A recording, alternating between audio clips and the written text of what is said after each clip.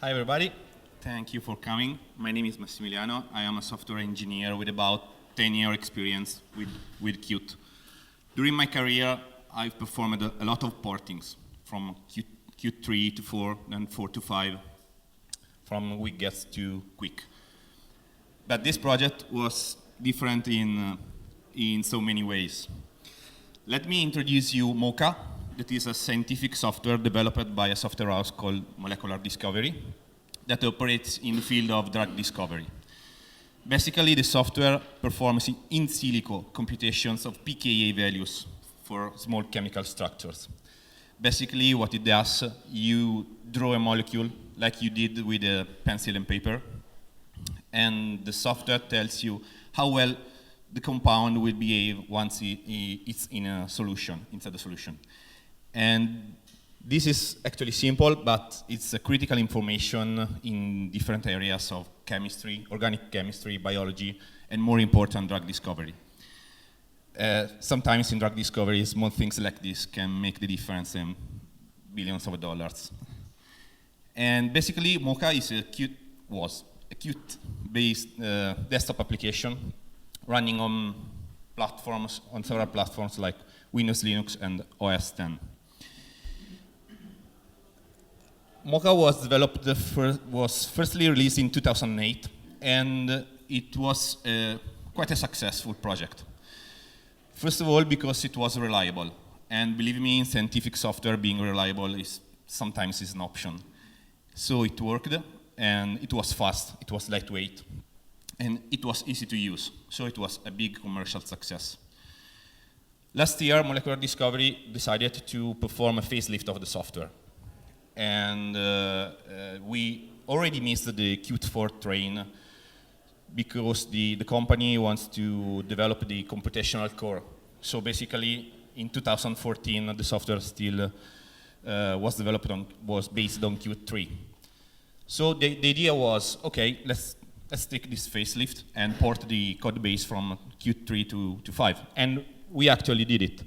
We firstly moved the software to Qt4, and then ported the software to Qt5. But basically, we still had a classic desktop application based on QtWidgets. So we engineers asked ourselves, okay, it was not so satisfactory, the porting. So what can we do to actually make the software better?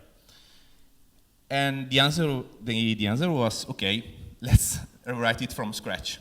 Rethink the whole project, and let's go on new platforms, specifically mobile platforms like Android and iOS. Quite crazy, but let's see how was Mocha. Basically, it was a classic 2006 desktop application with a lot of dialogues and a lot of interaction. So you click there and something happens on the other side. You can click profile plots and something happens. Nothing fancy, but this is the core concept of the software. Basically, using this widget, you can actually draw molecules as you would do on paper. And the software performs computations on the molecule, on that molecule you have drawn on the screen. As you have seen, there's a lot of clicking. Clicking, double-clicking, right-clicking, mouse hovering. So that component, that widget, was based on QPainter, and this is fine, but was tightly coupled to the concept of the mouse. So basically, that component was taking care both of the event handling and the rendering, and was tightly coupled to the mouse. So the idea was, okay, completely rewrite the software, and we started with the easy part.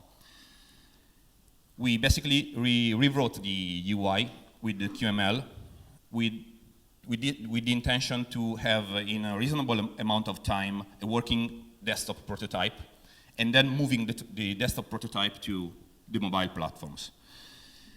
And it was quite easy, I have to admit, because it's even easier to to design user interfaces using QML and the declarative approach, with one exception, of course, the molecule drawing component, because it was so tightly coupled to the mouse. The project was already quite risky. We basically restart from zero. And we couldn't afford, of course, to rewrite from scratch the drawing component. So what we did, we have left the QPainter-based component as it was, and it still is. But what we have done, we have silenced any interaction with the user. So we shut off signals and event handlers. We then built a QML transparent component on top of it, and we implemented all the user interaction logic, so the event handle, all the logic at the QML level. And then we send imperative command to the underlying C++ API of the component.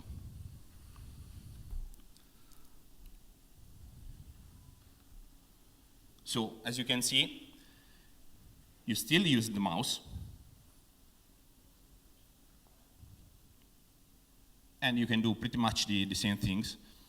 Just the QML component, which is on top of the QPainter component, figures out what the user is trying to do and perform all the logic and the visual feedback the user needs to complete the operation. And what is deeply different from the other approach is that in this case, the QML component is making no assumption about the fact that you're using the mouse. And that's why, instead of the mouse, you can use your fingers. This is the very same application deployed on an Android terminal. You pretty much do the same thing using the finger instead of the mouse.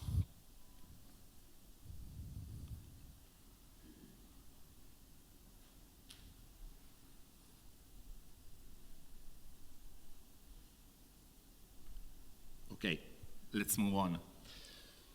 This was the first big problem for the porting, but of course it wasn't the only one. It's 2015, and you cannot go on an application store with crappy graphics or a bad user interface. So we invested a lot of time and effort in implementing a decent UI, at least decent UI. And since our first target, mobile target, was Android, we pedantically implemented the material design. And while implementing these features for the application, we wanted to keep the code modularized so that we could release some of the components of the software as independent products and with an open source license. This is the case of Moot, that is a UI toolkit that implements common mobile patterns, like, for example, the drawer, the toolbar, buttons, dialogues, and so forth. It adheres to the material design, and it has a custom dim. You can basically change the define themes, so you can change colors and so forth, and switch themes as you prefer. The code it's stable, and it's the same code that runs on Mocha, and it's open source. Just it has any documentation yet, so you can take a look at the GitHub repository, but good luck because there's no documentation yet. Another component that gave us some headaches was the plot. Basically, if you have a QML application, you need to draw 2D plots. There's pretty much anything that works fine nowadays. We tried Qt charts, but it was extremely slow, and among other things, we desperately need interaction with the plot. User can be able to click a profile or a point, perform selections, and work with point selections.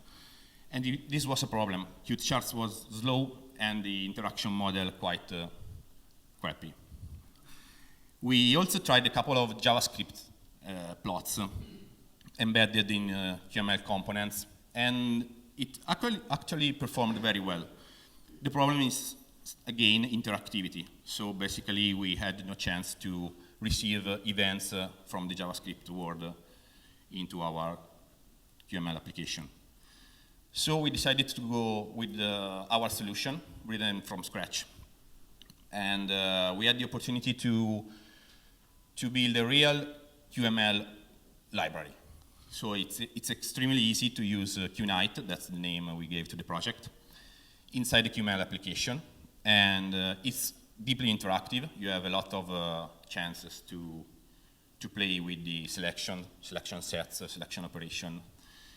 And at the moment, it only implements the few plots we needed for our project for Mocha. But it's extremely easy to add more figures and more plot. And more important, it's extremely performing, because even if some solution we have tried out worked well on the desktop, once you go on mobile, you have problem with the CPU power. So the only chance you have is moving the computation, the rendering on the GPU of the device. And that's what we have done using the quick graphics scene for the plot renderings. Also, this project is open source. You can find it on GitHub, and there's no documentation, even in this case, but you have an examples directory that is quite explanatory if you want to try out the library. So that was the visible part of the application. But of course, Mocha is a scientific software, and it uses the CPU to compute data. Actually, it's pretty fast as a software. It's not much complicated, the calculations, but we need to think that we need to go to mobile. And on mobile, the computation was, it was clear that there were some slowdowns of the calculation. And of course, the calculation tend to drain batteries. And another thing that we usually take for granted is the multitasking. Basically, on the desktop, you launch computation, you launch a couple of jobs, then you switch the window, check your email, browse the web. And doing the same thing on mobile platform is extremely challenging and usually platform dependent. And another thing, and I'm speaking as an engineer here, I didn't want to port legacy software, scientific software, to mobile platforms. So what we have done, we completely moved the computation on the cloud. So basically, the Mocha has become a client, a naked client. And we have this server that performs the computation that talks with using a REST API over HTTP with Mocha clients. And this, of course, has a lot of advantages for us, even beyond what we were thinking before making the porting. First of all, now computation is asynchronous by design. So you basically launch a couple of jobs, then you can also shut down the application and doing something else with your tablet or smartphone. And as soon as the results are ready, Mocha fetch them and show them to the user. So completely asynchronous. You can sync data across several devices. So since the computation happened on the same server, you can start your computation on the smartphone, then go home and fetch data from your tablet, or even view the results on the desktop version of the application. More important, the since the software, the computation part is running on the server, you can scale CPU storage as you need it. You can scale bandwidth and generally the availability for your application. And for the joy of the marketing guys,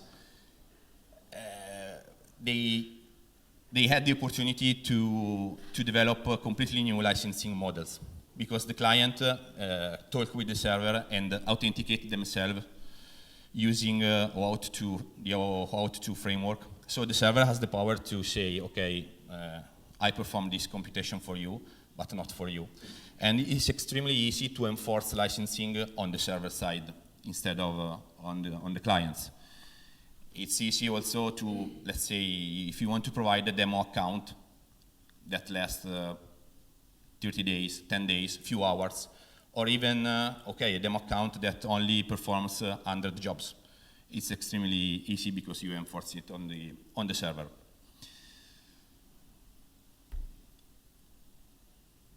This is pretty much everything. And just to show you the timeline.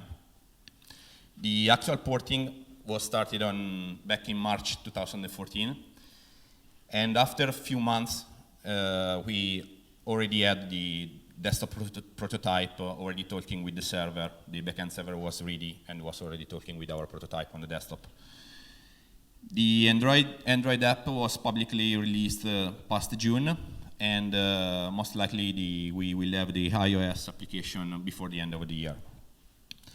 All of this was performed by 3 engineers, and just one of ours was full-time.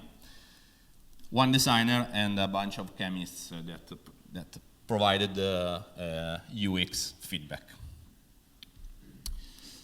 Thank you. If you have any questions.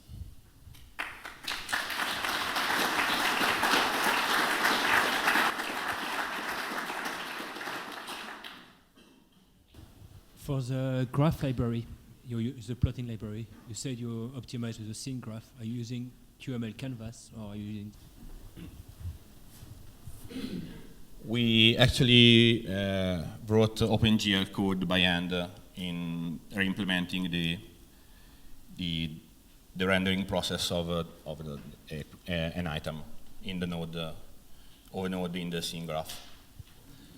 It's very low level, but you can do it just when you need it. So when you are not satisfied with how the plot is performing, you go down and re-implement some parts directly in OpenGL. Thank you.